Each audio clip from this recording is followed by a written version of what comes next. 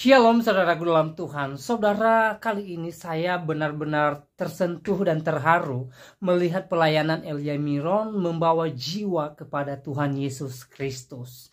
Saudara dalam Tuhan, buat saudara yang juga terberkati dengan pelayanan Elia Miron, silahkan tekan tombol like. Saudara dalam Tuhan, lebih luar biasanya, Elia Miron tidak hanya membawa jiwa kepada Tuhan Yesus, tetapi mengarahkan mereka supaya belajar firman Tuhan terlebih dahulu. Ini sungguh pelayanan yang luar biasa. Langsung saja kita lihat videonya terlebih dahulu sebelum kita memberikan tanggapan. Dan jangan lupa share atau bagikan video ini, supaya melalui video ini semakin banyak yang memuji, memuliakan Tuhan, dan semakin banyak yang terberkati. Mari kita simak videonya berikut. Apakah Bapak seorang Kristen? Bukan, aku Muslim. Kristus di atas segalanya itu maksudnya apa? Saya menginjili kamu, memberitakan berita kehidupan, agar kamu juga memperoleh hidup sama seperti saya, dibebaskan oleh Tuhan saya. Saya berdoa semoga kamu diselamatkan melalui Yesus. Amin. Saya kan lahir dari keluarga Muslim. Yap. Kalau misalkan saya mau belajar iman Kristen, itu saya harus katekisasi ya Kak? Gimana Kak cara buat ikut katekisasi? Beberapa hari lalu dia mau dibaptis percaya Yesus, tapi saya arahkan dia harus belajar dulu. Nanti mungkin kalian bareng ya. Oke Kak. Saya Sebenarnya tuh saya udah beberapa kali ibadah sih Kak ke gereja. Gak apa-apa. Malam Kak Elia. Ya malam. Ini sudah di-accept. Saya kan dengar barusan katekisasi itu. Ya katekisasi. Katekisasi itu cuman buat orang yang belum Kristen aja, atau kalau sudah Kristen lama terus kalau mau peneguhan ulang itu apa bisa ya? Bisa. Belajarnya kita itu bisa di mana aja kok, ya. Jadi kapan aja bisa belajar. Cuma itu lebih penting buat mereka yang mau dibaptis biar bisa mengerti apa yang membuat jadi alasan mereka untuk dibaptiskan. Tapi kalau kamu mau belajar boleh, gitu. Itu biasanya di tiap gereja itu memang ada ya? Ada bagian katekesi. Tanyakan ke gerejanya. Oh iya. Terus sama perihal itu Kak, pernikahan itu, kalau di gereja saya itu kan kalau Kak Elia itu bilang di Alkitab itu boleh kalau bercerai kalau karena alasan perzinahan. Tapi kalau di gereja saya itu kenapa ya tetap ditekankan kalau orang selingkuh itu tetap harus dimaafkan, terus kita harus menerima, terus tetap tidak boleh cerai gitu Kak. Iya, berarti gereja itu lebih menekankan kepada, itu maksud gereja itu bagus ya dalam hal itu ya. Kita nggak bisa menyalahkan gereja itu, karena apa? Berarti gereja itu sangat memandang pernikahan itu begitu core banget gitu. Ya, jadi diikuti aja. Kalau memang kamu bisa melakukannya, silakan diikuti. Kalaupun nggak bisa melakukannya, kamu bisa konsultasi ke pendetanya lebih dalam. Atau mungkin karena memang kamu KDRT begitu di kekerasan dan lain-lain, kamu boleh pisah sementara, begitu ya. Gitu ya Kak. Iya makasih ya Kak, soalnya ini live-nya setiap hari apa ya Kak? Oh tidak tiap hari, kapan saya ada waktu saya live di situ, jadi nggak ada jadwal tetap. Oh gitu. Ada pengumumannya nggak Kak kalau live? Soalnya pembahasan. Kamu mau tanya-tanya Kamu kalau mau tanya ke saya, chat saya aja. Ini saya follow kamu dulu ya. Oke. Iya, makasih ya Kak. Soalnya saya terbantu untuk belajar Alkitab kalau lewat seperti ini. Udah itu aja. Ya. Kamu bisa ke YouTube saya, ada YouTube saya tapi YouTube saya itu semua postingan live saya. Nanti kamu Kalau bisa. saya mau tanya Kak, itu untuk doa pelepasan, terus untuk kayak kutuk keturunan dan lain-lain. Itu enggak perlu. Kamu belajar firman Tuhan, betul-betul Tuhan sendiri yang lepaskan itu. Oh gitu ya, meskipun ilmu gelap apa gitu. Soalnya suami saya itu pernah kayak mungkin pakai ilmu gelap gitu Kak. Iya, kamu doa sama Tuhan biar Tuhan yang melepaskan ilmu gelap-gelap itu. Ya, kamu doa tekun. Karena doa orang benar kalau didoakan bersungguh-sungguh itu besar kuasanya. Bukan masalah praktek-prakteknya. Siapa yang mendoakan enggak? Kamu berdoa sungguh-sungguh, Tuhan sendiri yang lepaskan. Ya? Oh iya. Sama Ya. boleh satu lagi tanya nggak Kak? Kan Ya. kemarin itu saya ada dengar kalau orang kan sebelumnya hidup nggak kudus, mungkin dia percabulan hubungan seks sama yang belum menikah gitu loh Kak. Nah itu katanya rohnya kenapa gitu loh, ada pengikatan roh. Nah itu apakah perlu doa juga atau gimana yang suami Ya, saya? kamu harus berdoa agar Tuhan melepaskan, agar gini loh, agar kita itu selalu merendahkan diri kepada Tuhan, mengingat-ingat dosa kita, agar kita nggak mau melakukannya lagi. Orang mau didoakan sih lepas apapun, tapi kalau dia memang nggak ada niat untuk bertobat, ini nggak akan bisa. Banyak begitu orang doa pelepasan, selingkuh sampai muntah-muntah apa segala macam begitu ya, tapi minggu depan dilakukan lagi, Oh, bulan depan dilakuin lagi. Kalau memang dasarnya niatnya nggak rendah hati, hatinya nggak mau bertobat, ya nggak bakal berubah. Mau dia mau muntah-muntah, sampai dijungkir balik, kayak mau apa, enggak. Selama hatinya tidak mau berubah, dia tidak akan berubah. Gitu. Jadi masalah itu enggak penting. Yang terpenting itu adalah kamu mau enggak berubah. Itu dulu. Ya? ya makasih ya Kak. Ya, semangat ya. Ya malam. Malam. Halo Kak, Shalom Silakan, sama shalom. Anak rohaninya Rasul Paulus. Kak, boleh bertanya? Ya, silakan. Mbak tanya tentang kalau ada yang banyak yang beredar bahwa orang mati dan hidup lagi, dia mati suri, lalu dia hidup lagi karena bertemu Yesus. Apa itu benar Kak atau tidak? Ya, berarti dia belum mati dong. Mana ada istilah mati suri? Berarti dia tidak mati. Dia hanya sedang di masa-masa menjelang kematian tapi tidak mati. Mana ada mati suri? Tapi benar kalau dia mengatakan bahwa dia sudah bertemu Yesus. Bisa jadi kalau dia pada akhirnya percaya Yesus dan dia sungguh-sungguh di dalam Tuhan, tidak ada yang mustahil buat Tuhan. Dia bisa menemui siapapun menurut caranya. Bahkan dia bisa berbicara melalui keledai. Apalagi melalui mimpi. Gampang. Lihat dari buahnya. Tuhan Yesus berkata dalam Matius 7, dari buahnya lah kamu mengenal mereka. Gitu. Ada lagi satu Kak yang saya bertanya. Apakah seorang hamba Tuhan, pendeta, itu bisa transgender Kak? Tidak bisa. Yang rupa yang ada viral yang baru-baru ini yang tuh di Itu gereja sesat.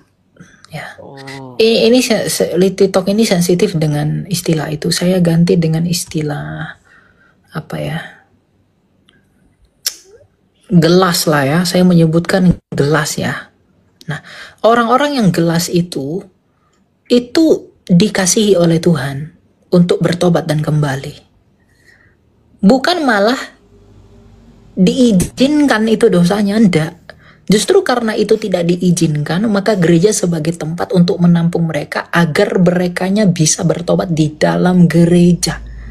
Nah, orang-orang di luar Kristen berpikir bahwa kekristenan itu mengizinkan gelas itu. Pernikahannya tidak pernah diizinkan dalam 1 Korintus 6. Ya, pemberkatan pun tidak pernah diberkati hubungannya, tapi pribadinya diberkati. Semua orang berdosa, tapi semua orang berhak mendapat berkat. Tapi pernikahannya mereka itu tidak pernah diizinkan. Tidak pernah diberi sakramen. Gitu loh. Ya. Jadi kalau itu gereja-gereja sesat. Itu bukan gereja benar. Kemarin ada seorang bishop yang ngomong ke Donald Trump, kamu harus have mercy, ya, kamu harus mengasihani mereka. Memang harus mengasihani yang seperti itu. Kita harus berbelas kasih. Tapi belas kasihnya kita, belas kasih gereja kepada mereka adalah merangkul mereka dan mengajak mereka untuk kembali kepada Kristus. Bukannya malah membiarkan. Paham ya maksud saya ya? Ya Kak. Jadi fitnah iblis, fitnah setan di zaman sekarang ini adalah mengatakan kalau kekristenan itu mengizinkan dosa itu. Kekristenan tidak pernah mengizinkan dosa apapun. Tapi Tuhan dalam Kristen mengasihani semua orang berdosa. Dan di dalam belas kasihnya itu ia memanggil semua orang berdosa untuk kembali kepada Kristus, jalan yang benar melalui gereja. Paham ya? Paham Kak. Iya ya Kak. Makasih Kak. Iya. Ada lagi yang mau kamu tanya? Ada juga teman saya mengatakan yang gini tentang kalau ada kehidupan, jika ada kehidupan kenapa ada kematian? Jika ada kematian kenapa ada kehidupan? Jika ada kehidupan, kenapa ada kematian? Kematian itu tidak pernah ada kalau manusia itu tidak berdosa. Yang membuat manusia mati itu bukan Tuhan. Yang membuat manusia mati itu ya manusia sendiri. Tuhan udah bilang, jangan kamu makan buah itu, nanti kamu mati. Nah, manusia pengen mati, dimakan tuh buah. Berarti manusia yang pengen mati kan? Iya enggak? Ya benar. Iya, bukan Tuhan yang pengen kita mati. Manusia yang pengen dia mati. Gitu. Ini pertanyaan itu filsafat aneh itu. Iya Kak, makasih Kak. Oke Kak. Oke, semangat selalu ya. Kamu Kristen? Iya Kak, terima kasih. Iya Kak. Oke, melayani Tuhan. Mahasiswa teologi tapi masih baru. Wow, teologi. Kamu berarti setelah lulus teologi, kamu harus menjadi penginjil yang hebat. Amin Kak. Baru Ya, semester 1 Kak. jangan hanya amin lakukan dong ya. Gunakan Ya, Kak. sosial media ini. Sosial media anak-anak muda, sosial media bukan digunakan untuk pamer harta. Siap Kak. Pamer kekayaan, pamer pengetahuan, pamer semua. Ya, sosial media ini harus digunakan untuk pamer kebesaran Allahmu. Pamer karya salib, pamer karya Kristus. Anak-anak muda nih jangan FOMO ikutan orang-orang pamer ya. Bos-bos skincare pamer, tas mahal, mobil mewah apa segala macam itu tidak perlu. Itu semua akan binasa, dimakan rayap. Itu semua kegebuang. Sosial media harus digunakan untuk pamer tentang kebesaran Allah. Barang siapa bermegah, dia harus bermegah di dalam Tuhan ya. Jadi jangan ada orang-orang muda nih sok-sok hebat ya. Merasa, wah saya nih saya udah kerja di perusahaan ini pamer ya. Saya ini pamer terus. Tapi Tuhannya nggak pernah dipamerkan. Yesusnya nggak pernah dipamerkan. Yang menyelamatkan jiwanya nggak pernah dipamerkan. Yang menebus jiwanya nggak pernah dipamerkan. Buat apa? Ya. Jadi Kak Timotius nih sebagai mahasiswa teologi harus menjadi contoh kami yang belum di teologi. Saya nggak sekolah teologi loh. Jadi harusnya saya belajar sama kamu. Saya baru Kak. Iya, nggak apa-apa. Ya semangat ya. Asik. Oke Kak, siap. Tuhan Yesus memberkati. Ya. Bapak imannya apa sebelumnya?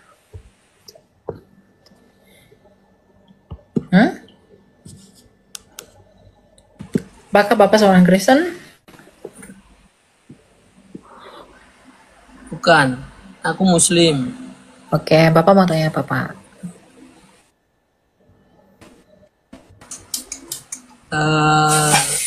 Ini aja sih tentang sesuai topik aja, Kristus di atas segalanya itu maksudnya apa?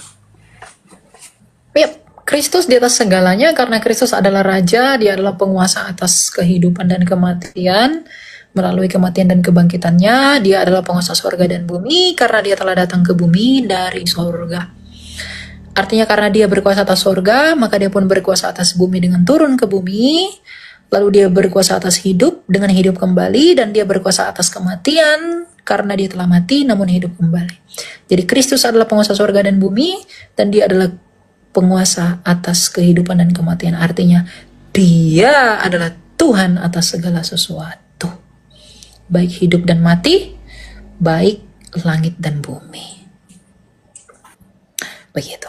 Ada lagi yang mau ditanyakan? Bebas dah kamu. Disalib buat apa? Ada yang mau tanyakan lagi, Pak? Bingung juga. Kenapa bingung? Jangan bingung. Enggak Bapak bingung kenapa? pencerahannya. Bapak kenapa nggak mau percaya Yesus? Apa yang buat Bapak nggak mau percaya Yesus, Pak? Kenapa? Apa yang buat Bapak tidak mau percaya Yesus? Dia lahir dan mati. Dia lahir dan Mati. mati.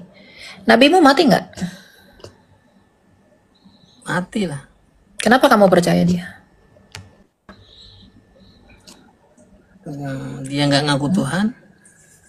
Oh, dia nggak ngaku Tuhan. Sekarang Yesus hidup lagi nggak? Iya. Hidup. Hidup. Nah, ketika dia hidup lagi, apa yang bisa Bapak simpulkan? Dia telah mati, namun hidup kembali. Artinya apa? Dia menang atas kematian, kan? Kalau dia menang atas kematian, Bapak yang harus mati, bukankah Bapak ingin dimenangkan juga dari kematian? Mengapa tidak percaya kepada Yesus yang telah menang atas kematian kalau begitu? Kalau Bapak mau hidup? Begini, Pak. Bapak tidak mungkin bisa menikmati surga yang penuh dengan bidadari kalau Bapak mati. Bisakah Bapak menikmati bidadari kalau Bapak mati? Tidak bisa. Anda hanya bisa menikmati surga kalau Bapak itu diberi hidup. Jadi, sekarang saya tanya, apa yang menjadi tujuan Bapak dalam bertuhan? Kalau Bapak mau mencari hidup, kalau Bapak mau mencari kekekalan, datanglah kepada Yesus yang telah mati, lalu hidup kembali. Bapak mungkin Ini kebenaran ya yang saya cari. ya, mungkin Bapak bertanya, mengapa sih Yesus harus mati begitu ya? Tuhan Yesus sendiri mengatakan begini, Pak. Akulah kebangkitan dan hidup. Maka untuk membuktikan bahwa dia adalah kebangkitan dan hidup, maka dia harus mati. Kematian dia itu bukan hal yang memalukan, Pak. Kematian dia itu justru hal yang memuliakan. Kenapa? Dengan matinya dia bisa membuktikan kepada manusia bahwa dia tidak dikuasai oleh kematian. Dia menang pada hari ketiga. Jadi kalau Bapak mau memperoleh hidup, datanglah kepada dia yang hidup kembali. Kalau Bapak mau minta anggur, datanglah kepada yang punya anggur. Bapak berharap hidup. Bapak berharap yang enak-enak. Bapak percaya nggak kepada dia yang hidup? Enggak kan? Di mana jaminannya? Gitu. Saya mengasihi Bapak sebagai manusia. Dan Tuhan saya mengajarkan saya untuk mengasihi kamu. Saya nggak ajak kamu jadi Kristen, saya nggak paksa kamu jadi Kristen. Tapi kamu harus menyadari untuk apa kamu hidup. Saya menginjili kamu, memberitakan berita kehidupan, agar kamu juga memperoleh hidup sama seperti saya, dibebaskan oleh Tuhan saya. Gitu. Masalah yang lain-lain, Tritunggal apa itu bisa dipelajari. Dan ada ayatnya semua dalam Alkitab. Tapi anggaplah semua agama itu sama, Pak. Anggaplah semua sama. Coba lihat apa yang diklaim dari agama itu dan yang dibuktikannya. Kalau Kristus menawarkan hidup, menawarkan surga, itu wajar. Karena dia telah hidup kembali. Kalau dia menawarkan surga, itu wajar karena dia datang dari surga. Yohanes 8 ayat 22, 23, 24.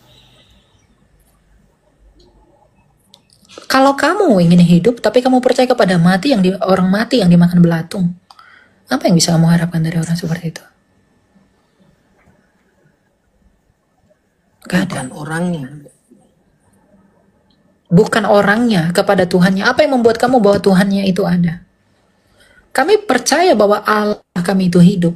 Karena dia membuktikan dia hidup dengan datang firman-Nya sendiri, datang ke dunia menjadi manusia.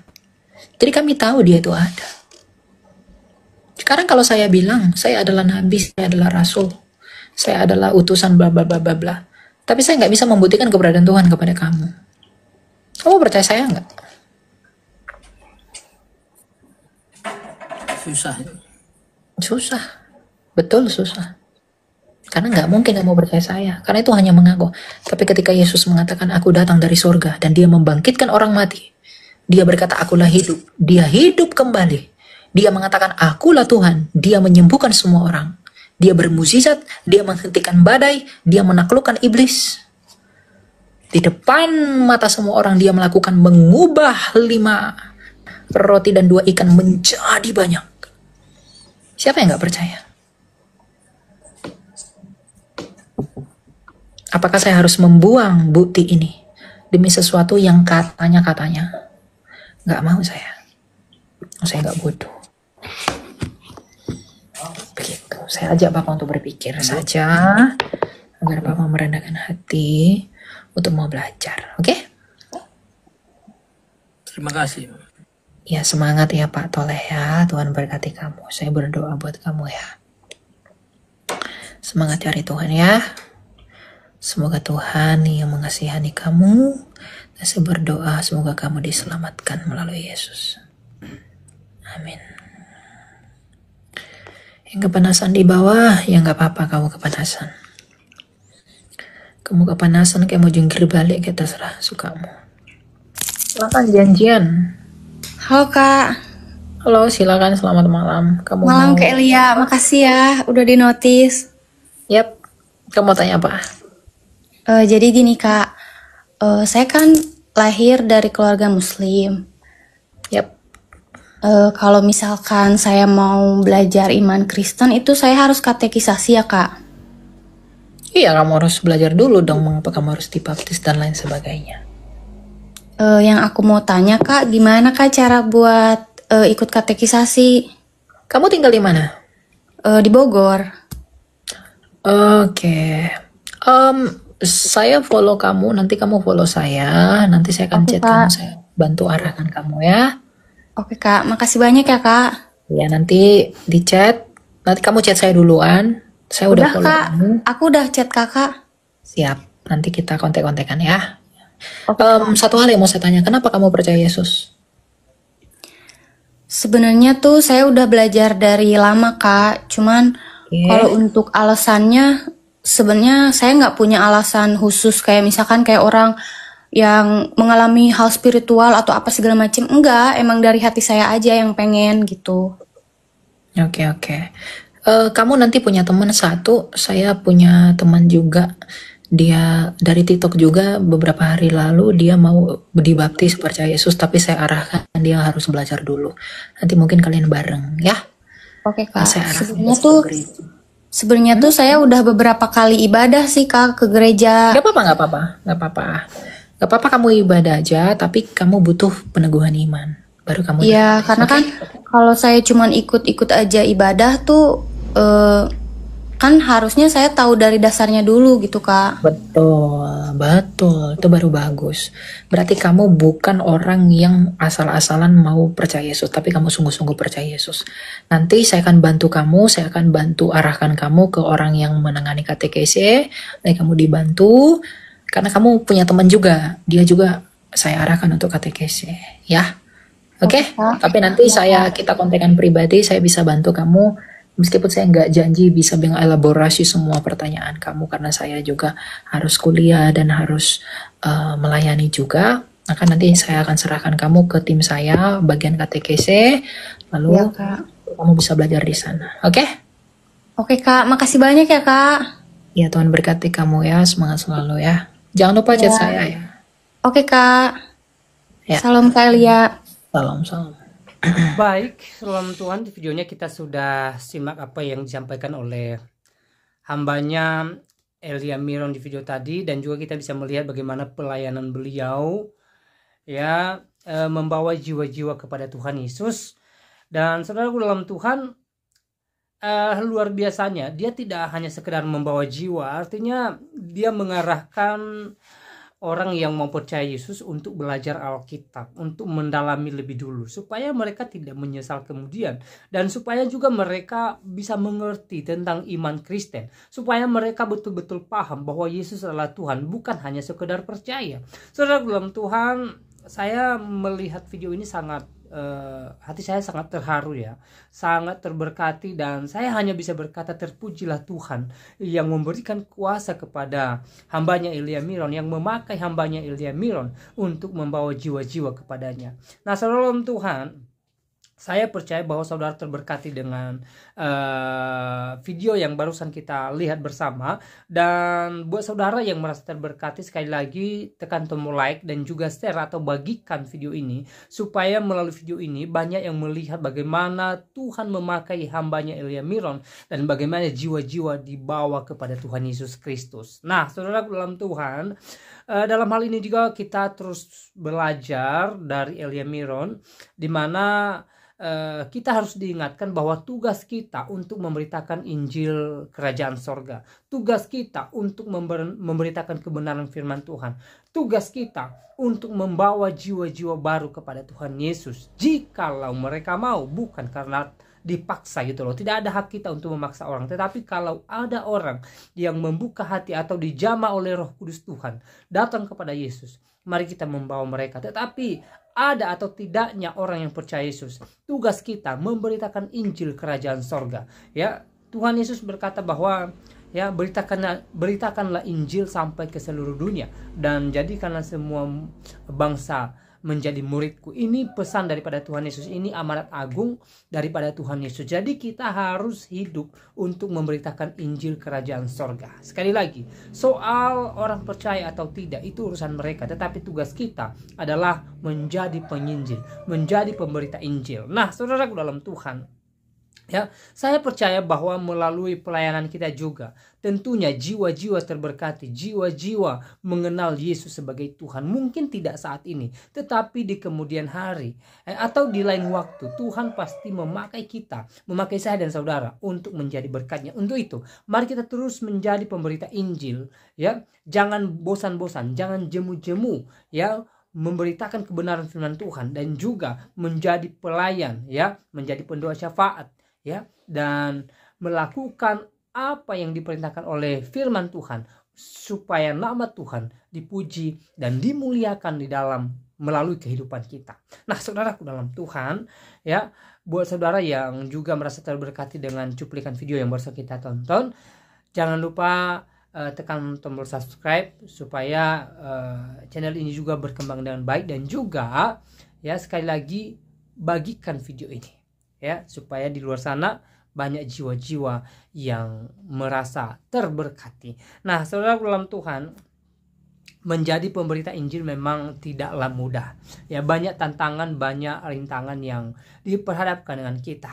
Entah itu dari dalam, maksudnya dari diri kita, dari keluarga kita, atau dari luar atau dari orang-orang dekat kita, atau tempat kita berada, atau situasi apapun itu, ya.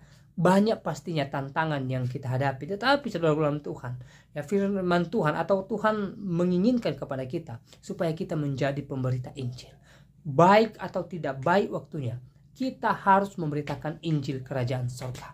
Kita harus memberitakan kebenaran firman Tuhan, dan kita harus memulai dari diri kita, ya, terutama diri kita sendiri. Ya, kita harus menjadi berkat. Karena ketika kita menjadi berkat pun, ya, secara tidak langsung kita sudah memberitakan Injil Kerajaan Sorga.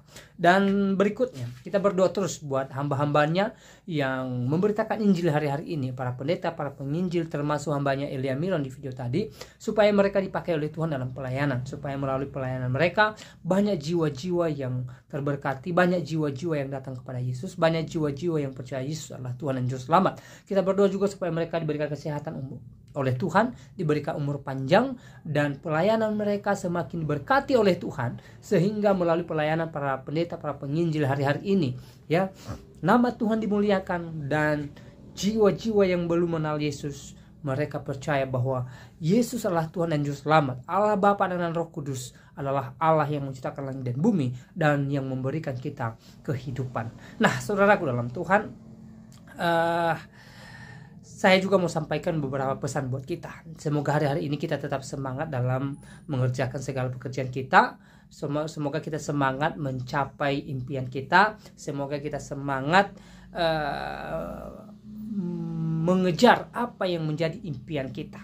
Mungkin selama ini ada doa-doa kita yang belum terjawab. Mari kita terus berdoa kepada Tuhan, dan kita percaya bahwa di waktunya Tuhan pasti menjawab, dan Tuhan pasti memberikan kita yang terbaik. Hal yang terpenting adalah kita tetap berserah kepada Tuhan, kita mengandalkan Tuhan, dan kita percaya bahwa kuasa Tuhan ada dalam kita, dan pertolongan Tuhan tidak pernah terlambat di setiap langkah kehidupan kita. Nah, saudaraku dalam Tuhan, Ya, saya percaya bahwa kita yang berserah kepada Tuhan senantiasa mengalami berkat Tuhan, mengalami anugerah Tuhan, terutama mengalami pertolongan daripada Tuhan. Ya, sering saya sampaikan bahwa hari-hari ini pastinya kita diperhadapkan dengan berbagai situasi. Mungkin situasi kita lagi bahagia, lagi sukacita, atau situasi kita lagi tidak baik atau duka cita, mungkin banyak hal yang diperhadapkan dengan kita, kesulitan ekonomi, masalah keluarga, masalah ini dan itu. Apapun yang kita alami, entah itu suka atau duka, mari kita tetap berserah kepada Tuhan. Mari kita mensyukuri segala keadaan kita, karena Tuhan menyertai kita. Kalau keadaan kita lagi tidak baik-baik saja, ingatlah bahwa Tuhan ada bagi kita. Tuhan tidak pernah meninggalkan kita. Dan kalau keadaan kita lagi bersuka cita, kita berada di zona nyaman, jangan lupa bersyukur, karena kebahagiaan kita pun berasal daripada Tuhan. Nah, saudaraku dalam Tuhan, saya tidak terlalu panjang lebar menyampaikan pesan melalui video ini. Semoga video singkat ini memberkati kita dan Tuhan Yesus memberkati kita semua. Shalom.